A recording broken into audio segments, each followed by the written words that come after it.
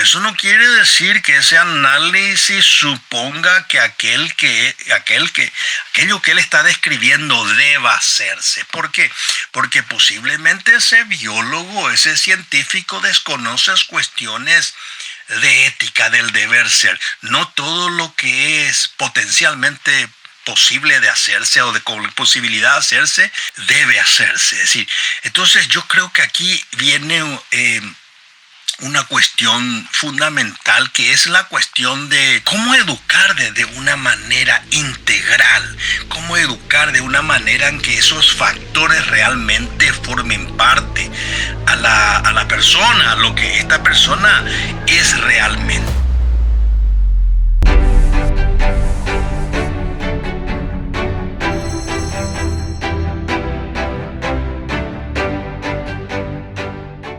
Un gusto estar con ustedes nuevamente en estas conversaciones sobre temas que tienen que ver con la filosofía en general y con cultura en general.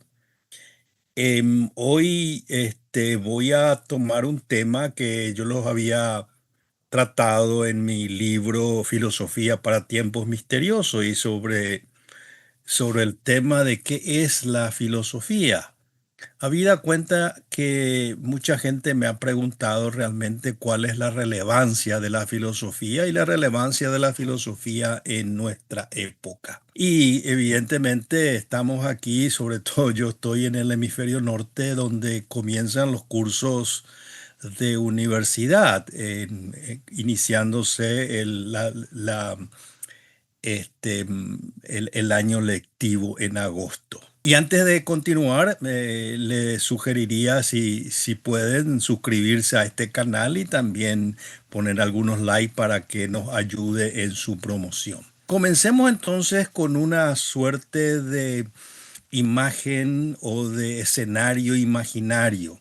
Imaginémonos que estamos caminando en los corredores de una universidad grande donde hay diversas avenidas, digamos, diversos pasillos, y cada uno de ellos nos dirigen a distintos edificios, y cada edificio aloja a una especialidad o a una carrera de esa universidad. Algunas de ellas nos llevan a la economía, otras nos pueden llevar a a la ingeniería, a la ciencia, a la biología, a la astronomía, a la historia, hay una serie de ciencias diferentes. Y nos decidimos entrar en alguno de ellas. Por ejemplo, entramos en una disciplina que podría ser biología. Y enseguida vemos que no solamente aquel estudiante que va a agotar, digamos, el ámbito de la biología, sino posteriormente se tiene que abocar al estudio de una especialidad dentro de la biología. Y no solamente eso, sino que también tiene que tener algún entrenamiento propio en la especialidad propia de la biología. Al término de sus estudios, que podrían llevarle 4 años, 6 años, depende del currículum de esa carrera en especial, esa persona, ese alumno va a saber mucho, va a realmente saber muchísimo de ese ámbito del saber, en este caso la biología, o si hubiera elegido otra carrera como historia o ingeniería, también conocería de manera casi exhaustiva ese área del saber. Y llegado un poco a este punto, sin embargo, nos damos cuenta que sabemos muchísimo, pero muchas veces no sabemos dónde estamos, en qué lugar de esa región del saber nos encontramos. ¿Por qué? Porque aparentemente hemos perdido la unidad de donde ha surgido ese saber cuya especialidad nosotros conocemos de manera completa o de manera satisfactoria. Esta es la expresión que el filósofo alemán Heidegger hacia 1929, hace más de 100 años, decía, es decir, la pregunta, ¿cómo sabemos el conjunto de todo? Podemos saber mucho de biología, de astronomía, de historia, pero nos olvidamos el origen del conjunto de ese saber. Es decir, no sabemos realmente desde dónde conocemos, cuál es el origen de todo. Em, es decir, que nosotros sabemos mucho acerca de ciertas partes, ciertas dimensiones del saber, pero paradójicamente sabemos cada vez menos del todo, de la totalidad del saber. Y en esa totalidad del saber, y para saber esa totalidad, nosotros tenemos que hacernos preguntas, preguntas fundamentales. ¿Quién soy? Que es una pregunta, digamos, de la antropología filosófica. ¿Para qué vivo? ¿Qué merece realmente vivirse? ¿Cuál es el sentido de la vida y cómo debo vivir? La gran pregunta de la ética. Y yo creo que ese es el problema sobre el cual quería conversar con ustedes hoy. Porque en nuestra época, nuestro mundo actualmente de las redes sociales, de la comunicación realmente planetaria, de ese ágora planetario en el cual nosotros estamos embebidos, tenemos información de todo. Al alcance nuestro están todos los datos que nosotros quisiéramos seriamente descubrir o conocer. Pero al mismo tiempo olvidamos o no nos damos cuenta qué es lo que tenemos que hacer con todo eso que conocemos.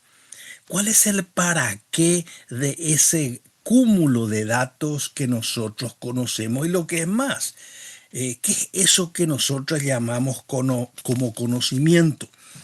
Y esto ya nos lleva a una cuestión que en la tradición clásica en la cual yo me muevo y siempre he cultivado, la tradición clásica que viene de los griegos y se amamanta, digamos, con la filosofía de Santo Tomás de Aquino y toda la tradición posterior, es un poco la pregunta sobre aquel saber que unifica todo y le da sentido.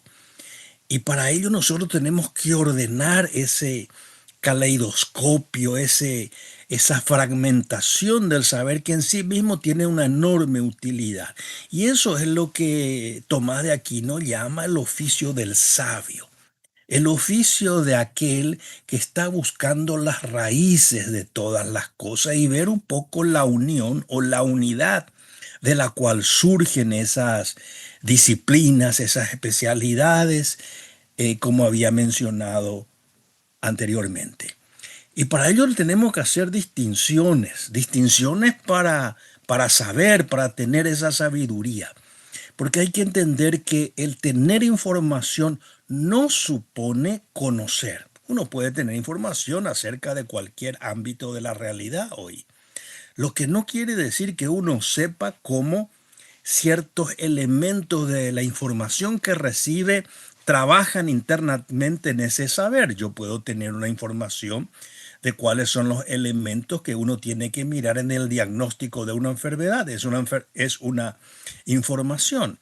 Ahora, yo no tengo el conocimiento de cómo se hace una diagnosis de una enfermedad. Ese necesita otro tipo de, digamos, de entrenamiento, de estudio y mucho menos digamos, las raíces de qué es una enfermedad y por qué una persona se enferma y otras no, que es una pregunta ya, una pregunta de sentido, es una pregunta que nos lleva ya a la sabiduría. Y entonces, el problema aquí es que el saber del conocer de los datos, y de el origen de esos datos necesitan una explicación.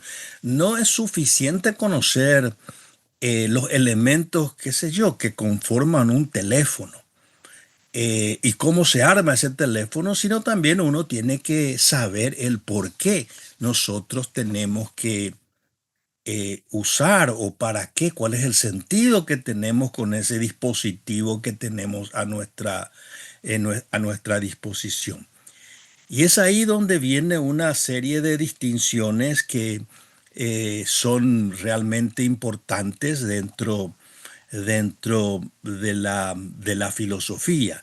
En primer lugar, podemos decir que tenemos una ciencia, es decir, una serie de principios, y esa serie de principios nos va a explicar lo que una cosa es, pero no nos va a decir todavía qué significa esa vida buena que uno puede tener utilizando ese dispositivo en particular.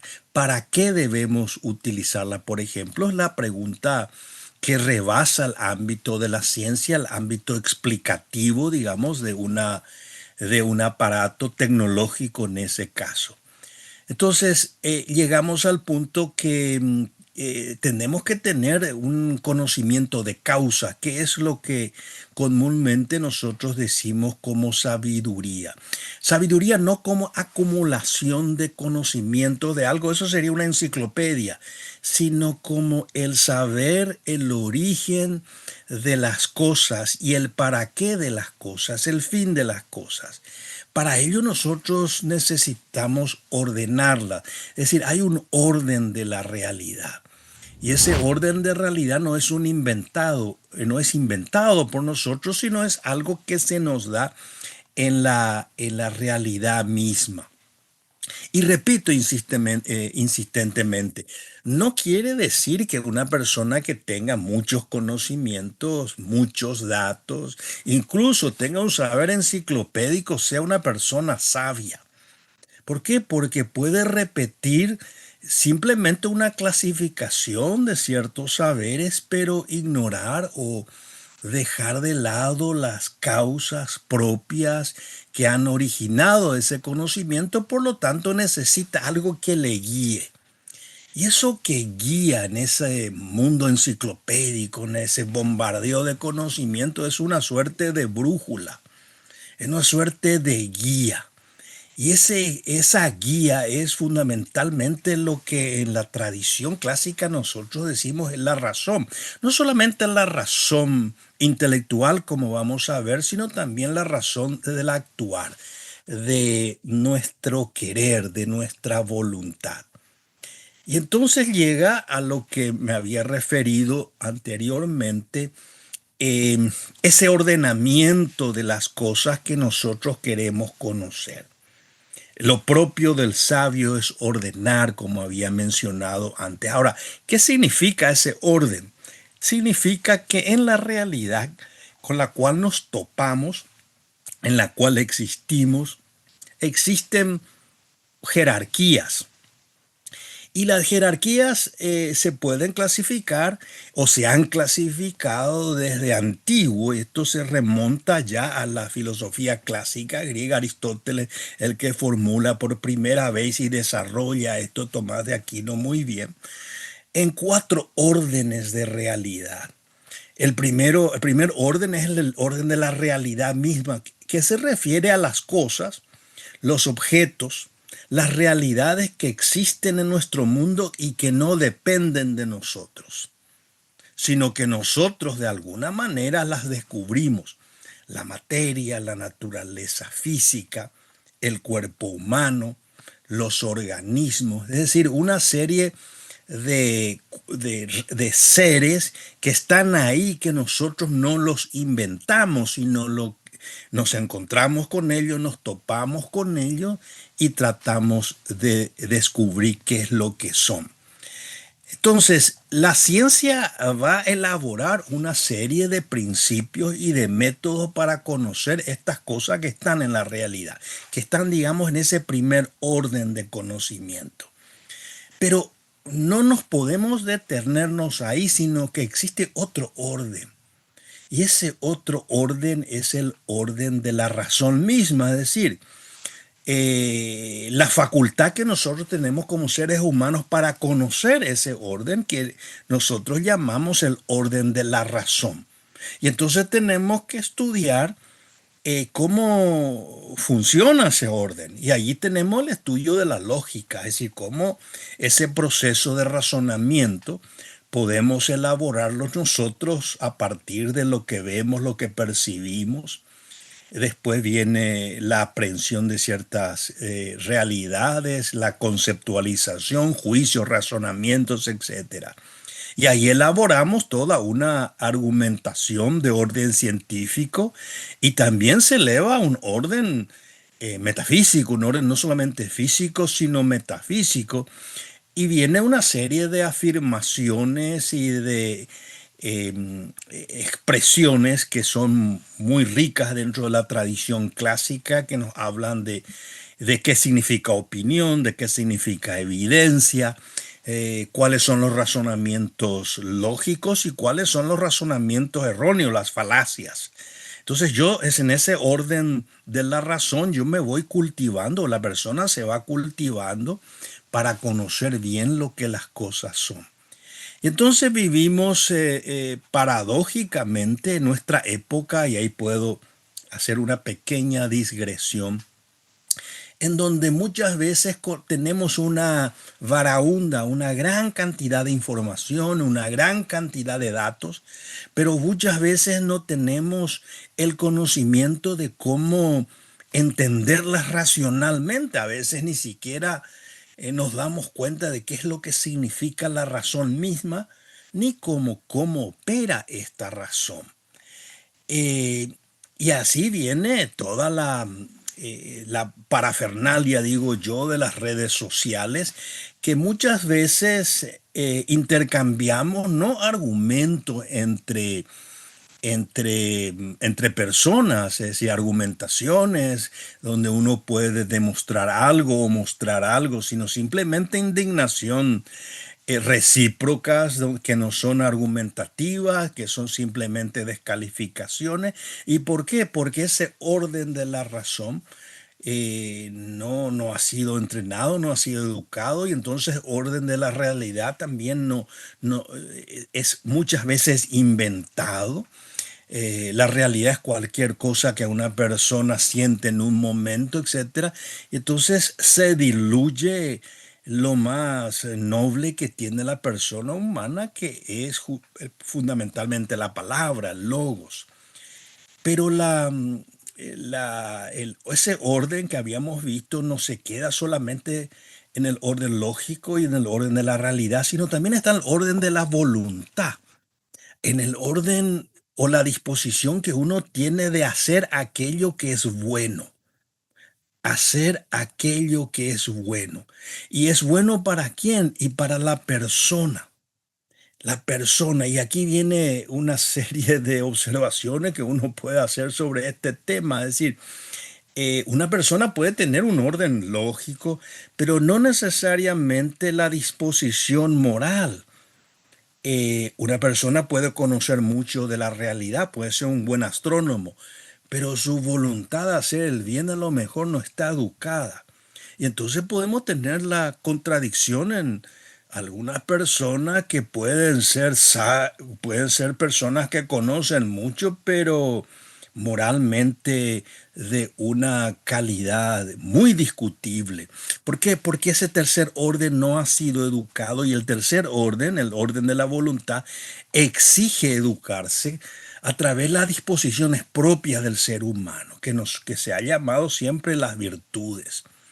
Entonces podemos afirmar una pequeña conclusión, es decir, una persona puede ser una persona con carácter, perdón, una persona puede ser una persona con inteligencia, pero si no tiene el carácter que moldee esa voluntad hacia el bien, esa persona no constituye por sí misma una persona sabia.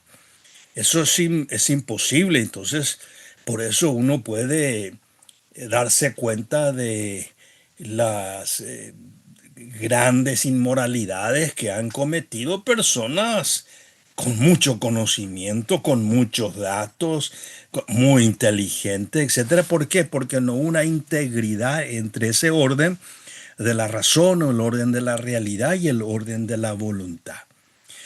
Pero finalmente no podemos quedar así, sino hay algo más, y algo más verdaderamente muy rico en el orden, digamos, que forma parte de toda esa cosmovisión, que es el orden se puede decir, orden de la creación o el orden de la producción. donde ese ser humano no solamente entiende, no solamente quiere, no solamente trata de educar su razón, sino también de producir. Y producir algo no solamente útil, sino también algo bello. Es decir, un carpintero puede transformar, ¿qué? Puede transformar la madera y hacer una obra de arte. Un arquitecto lo mismo, puede transformar una serie de materiales y hacer una obra realmente maravillosa de una ciudad. Un ingeniero puede eh, utilizar su inteligencia para calcular cómo se hace un puente, entonces transforma unos materiales inertes, digamos, en una obra realmente maravillosa y útil para una comunidad en particular. Entonces, yo creo que esos cuatro órdenes forman parte, desarrollados en su plenitud, llevan a lo que se llama una persona plena, una persona ordenada, una persona, y ahí lanzo de nuevo la palabra, una persona sabia, porque es propio del sabio ordenar. Esta es una persona ordenada. Ahora, lo que ocurre en nuestra cultura, en nuestra educación, parte de la cultura, es que a veces se enfatiza un orden y se abandonan otros. Y ese es nuestro gran problema. ¿Qué quiere decir con esto? Quiere decir que a veces enfatizamos de manera exagerada en la formación de especialistas en un área que puede ser de la técnica, puede ser de los negocios, puede ser incluso a veces yo digo de la filosofía. Si un filósofo que se especializa solamente en análisis del lenguaje y olvida que la filosofía es toda una realidad que supone vastas regiones del ser, de las cosas. Y entonces, si esa es el énfasis, entonces no se va educando, no se va sacando el educhere, no se va sacando la totalidad de la integridad de la persona o de lo que la persona es. Entonces podemos tener qué sé yo, un economista excelente, pero que ignora elementos fundamentales de la justicia. Entonces su visión de la economía es meramente, decimos, economicista o de cálculo. Podemos tener un científico brillante que puede analizar células y mecanismos psicobiológicos, pero eso no quiere decir que ese análisis suponga que aquello que él está describiendo deba hacerse. ¿Por qué?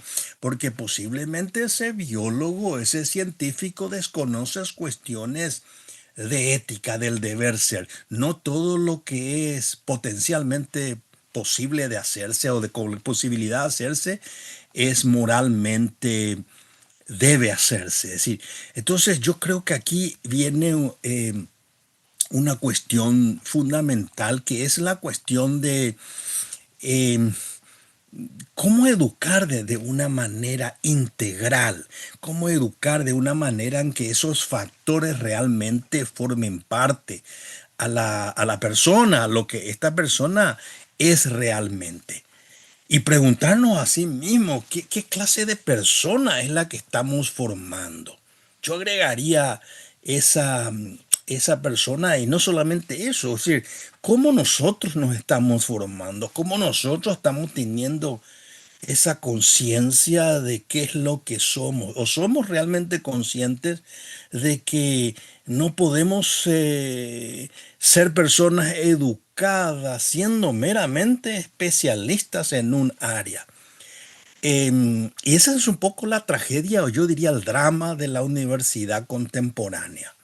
La universidad contemporánea prepara magníficos profesionales en áreas difíciles, donde se agotan realmente conocimientos muy especializados, pero se abandona totalmente la pregunta sobre el destino de eso que se está aprendiendo, de esa especialidad. No se sabe realmente el para qué ni el sentido del ser humano en lo cual ese conocimiento se va aplicando. Entonces tenemos, repito, y me repito de nuevo, em, profesionales muy competentes, o podemos tener profesionales muy competentes, pero sin embargo, algo desorientado ante las grandes cuestiones de la existencia, las grandes cuestiones de la existencia. Y entonces llegamos a una suerte de contradicción que podemos conocer, y esa es la contradicción que me había referido al inicio, que Heidegger había llamado la atención, cuando podemos saber mucho de un área e ignorar del todo. Em, Ignorar algo que es básico, cómo gobernarnos a nosotros mismos. ¿Cómo, cómo nosotros podemos realmente guiarnos en nuestra propia vida? Em, y aquí quizás habría que hacer un comentario que a veces se nos escapa. Si nosotros buscamos la integridad de esos saberes, esos órdenes y las causas, si nos referimos que hay una causa de las causas, que es Dios, que da sentido a todo ese orden, entonces es el sabio. Sabe no solamente el área en la cual es un experto, sino también el por qué y el para qué de ese área. Y en ese sentido podemos afirmar que no existe lo que podría llamarse un sabio malo, un sabio malvado. Pues claro, porque conoce el orden de la realidad, de la razón, de la ética, del bien, y entonces hay una integridad. Hay una integridad de las virtudes, dice Santo Tomás. Una persona tiene que ser templada y al mismo tiempo disciplinada. No puede ser templada pero no disciplinada, sino que hay una integridad. Y un individuo también tiene la práctica de la estudiositas, del estudio, pero también de la disciplina, porque no puede ser estudioso sin tener disciplina. Por lo tanto, hay una integridad, que es un poco lo que digo aquí, la integridad del sabio. Y si es sabio y tiene integrado todos esos órdenes, entonces no hay un sabio malvado. Puede existir, sí, una persona extraordinariamente inteligente, que cultiva su razón, pero el orden moral deja mucho que desear. Eso sí puede existir y de hecho ha existido y de hecho existirá lastimosamente en muchos casos. Puede existir, qué sé yo, un científico perverso que utiliza su descubrimiento y su inteligencia para algunos fines que no son propiamente del orden de esa voluntad del bien, del orden moral, pero no el sabio en sí, como lo estamos describiendo. Y entonces, ¿por qué ocurre todo eso? Y de nuevo volvemos, y perdónenme que me repita y circule de nuevo de manera muy reiterativa, em, y que se refiere otra vez a la educación, que hemos olvidado que en última instancia ese oficio del sabio, de la sabiduría, se cultiva cuando se tiene un tipo de educación. Utilizará una palabra que siempre se escucha: integral, que integra un poco esas dimensiones propias de la realidad humana. Em, y aquí quiero hacer una pequeña historia personal. Yo lo conocí muy, de alguna manera, a un profesor de la Universidad de Kansas hace muchos años, que había fundado un instituto de integración de las humanidades, el doctor Quinn, que profesor de literatura inglesa, que siempre hablaba del asombro como una forma de conocimiento de todos estos órdenes de la realidad. Y me había mencionado eh, que hay algo que la literatura nos puede comunicar sobre esta realidad. No la filosofía, él decía, la literatura, a través de descripciones y de experiencias narradas en mundo de ficción, y a veces no de ficción, sino de una narrativa de los grandes escritores. Y me había citado y recomendado en aquel tiempo a el escritor inglés C.S. Lewis, en aquel pequeño librito realmente que es un clásico, La abolición del hombre. En donde si ustedes que me están escuchando alguna vez se acercaron a leer ese texto, realmente es un texto resbaladizo de una riqueza lingüística casi sin parangón, escrito en los años 40 en medio de toda la Segunda Guerra Mundial y al venimiento de toda una postura epistemológica, digamos, donde se va a negar a la realidad y esos órdenes que yo estaba describiendo anteriormente, su existencia y todo se va a reducir a mera percepción. Y decía Luis, o dice Luis en ese libro que yo recomiendo leer y releer, que nuestra educación, que ha producido ese tipo de personas para el cual todo es percepción, dice, es una educación que ha producido, decía él, de hombres sin pecho. Es la expresión así muy gráfica, muy incluso cruda, hombre sin pecho. Em, ¿Por qué? Porque la educación tenemos, digamos, la inteligencia, la cabeza, tenemos la razón, por supuesto. Tenemos los deseos, en el sentido clásico, los apetitos. Pero no sabemos cómo ordenar. No sabemos cómo ordenar ni gobernar las pasiones. Y tampoco no sabemos cómo ordenar, cómo guiar esa razón nuestra, ese orden racional hacia el bien. ¿Por qué? Porque padecemos de lo que él decía, y yo creo que es cierto hoy, de un carácter, de un conocimiento de las virtudes, de los hábitos, de las disposiciones, donde la educación se ha enfatizado solamente en una cuestión de orden intelectual y no se ha animado a formar el carácter de los jóvenes. Y entonces descubrimos que todo se reduce a sentimientos en donde un debate racional no se puede lograr. ¿Por qué? Porque se carecen de los elementos esenciales que forman parte de la argumentación propia del ser humano. Entonces, la educación para la sabiduría, según dice Luis, no va a comenzar estrictamente en la cuestión intelectual. Entonces la educación no puede comenzar en una cuestión de orden intelectual de manera exclusiva. No se puede formar ese carácter que trate de entender lo que las cosas son y no mera percepción leyendo un libro de metafísica. Se tiene que comenzar con algo mucho más humilde. Por ejemplo, el cumplir con la palabra empeñada, aprender a escuchar. De esto se puede deducir la gran paradoja de nuestra civilización, que por un lado conoce sus especialidades, son expertos o somos expertos de una serie de saberes, pero incapaces de gobernarnos a nosotros mismos. Y entonces lleva fundamentalmente a una cuestión en la cual nos encontramos, en donde todo se reduce a sentimientos, a una exaltación de los afectos, y no se capta lo que es realmente la realidad.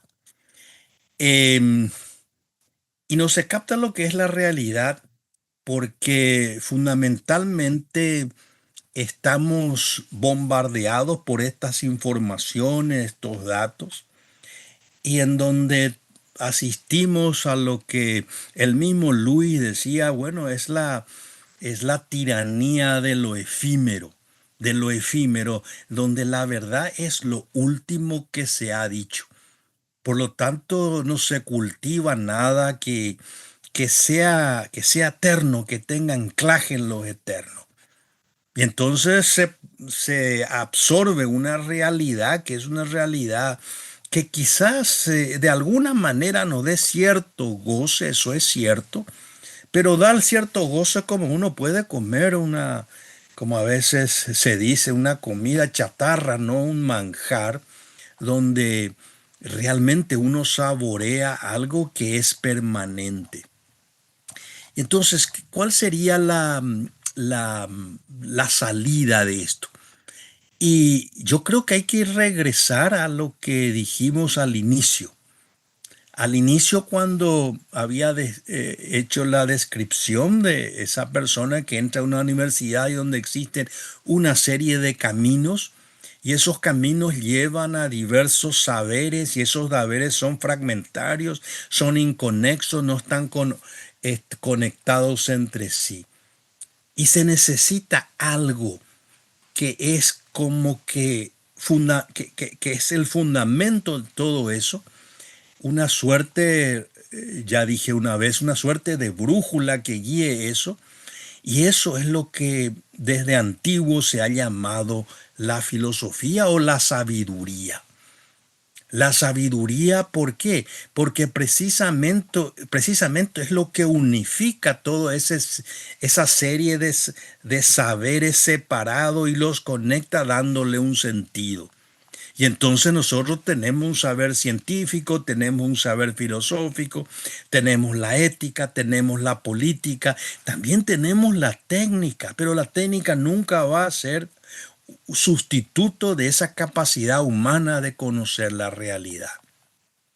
Y entonces llegamos a un punto que con el esfuerzo y el estudio podemos vislumbrar y conocer algo por lo menos del para qué de todo ese estudio y de todas esas especialidades. Preguntas como ¿para qué conocemos?